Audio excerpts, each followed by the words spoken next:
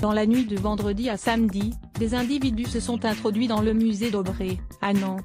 Ils sont repartis avec le reliquaire en or dédié au cœur d'âne de Bretagne. Une pièce d'orfèvrerie exceptionnelle réalisée en or en 1514.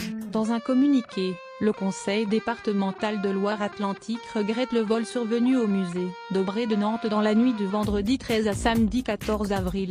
Des individus se sont introduits dans le musée et ont dérobé les crins du cœur d'âne de Bretagne, rapporte France Bleu Loire-Océan confirmant une information de Presse Océan.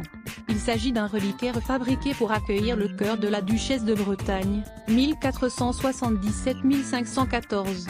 Le département, propriétaire du musée, et dépositaire de l'objet volé a immédiatement déposé plainte, précise le communiqué, ajoutant qu'une enquête de police a été ouverte. Les cambrioleurs s'en sont pris à notre patrimoine commun et notamment une pièce d'une valeur inestimable, a réagi le président du département, Pierre Grosvalet. Vol de l'écrin du cœur d'âne de Bretagne, les cambrioleurs s'en sont pris à notre patrimoine commun, une pièce d'une valeur inestimable qui appartient à notre histoire. pic.twitter.com/xninuitch87-. Philippe Grosvalet @Grosvalet, 14 avril 2018. C'est un vol terrible, a confié à France Bleu Loire-Océan Catherine Touchefeu, conseillère départementale en charge de la culture et du patrimoine. C'était une pièce importante du musée. C'est révoltant car c'est un bien commun qui est dérobé. L'écrin du cœur d'âne de Bretagne était en effet conservé au musée d'Aubray depuis 1886. Catherine Touchefeu demande aux voleurs de ne pas commettre l'irréparable.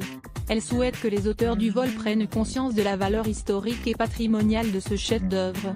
On voudrait alerter, explique l'élu départemental. Si par hasard ce qui a motivé, c'est le fait que ça brillait et que c'était de l'or, il me semble déterminant que les gens comprennent que le rapport entre la valeur patrimoniale et symbolique de cet objet qui représente une centaine de grammes d'or, ça n'a rien à voir, explique-t-elle.